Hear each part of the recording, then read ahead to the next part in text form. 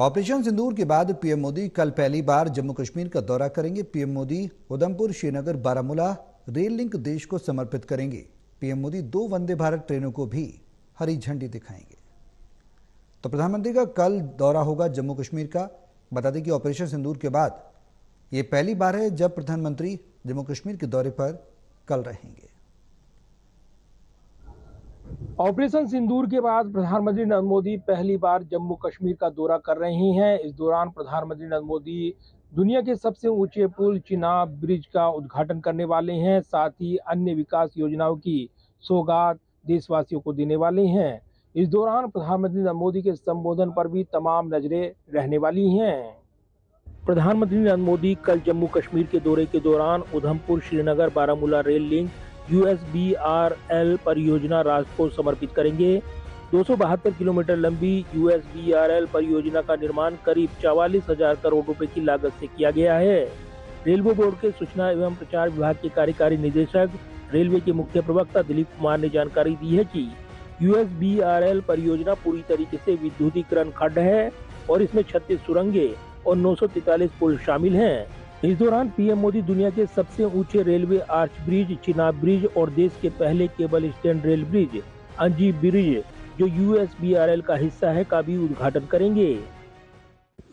भारतीय रेल के मुख्य नेटवर्क से कश्मीर वैली के रेलवे नेटवर्क को जोड़ने के लिए उधमपुर, श्रीनगर, बारामूला लिंक लाइन की जो योजना है वह बनकर के तैयार हुई है और उसी को राष्ट्र को समर्पित करने के लिए माननीय प्रधानमंत्री जी जाएंगे।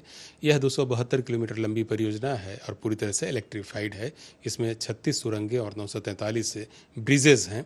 एक जो सुरंग मेन है वो है T50 जिसकी लंबाई जो है 12.77 किलोमीटर है और यह देश की सबसे लंबी रेलवे ऑपरेशनल टनल के रूप में बनाया गया है। इसमें जो 2 अन्य ब्रिजेज हैं, चेनाब ब्रिज और अंजी ब्रिज, इसे भी राष्ट्र को समर्पित किया जाना है और ये दोनों ब्रिज भी काफ़ी इम्पोर्टेंट है।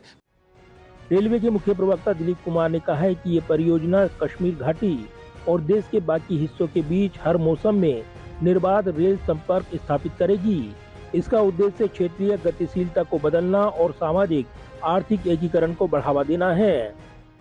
कटरा बनिहाल रेलवे खंड जो अपना है वो 111 किलोमीटर लंबा है और उसमें से 87% हिस्सा यानी कि 97.42 किलोमीटर का जो एरिया है वह या तो पुल से होकर गुजरेगा या टनल से होकर के गुजरेगा। तो इससे आप समझ सकते हैं कि कंस्ट्रक्शन जो है किसी हिमालयन टेरेन में कितना मुश्किल रहा होगा या कितना चुनौतीपूर्ण रहा होगा।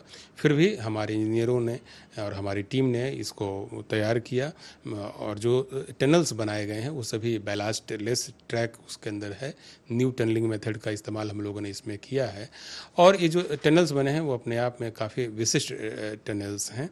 साथ ही जो चेनाब नदी पर पुल बना है, जो अंजी नदी पर पुल बना है, उस पर पूरी दुनिया की निगाहें हैं क्योंकि वो एक ऐसे इंजीनियरिंग मार्बल्स हैं, एक ऐसे स्ट्रक्चर्स हैं जो कि युगों युगों में कभी कभी बन करके तैयार होता है।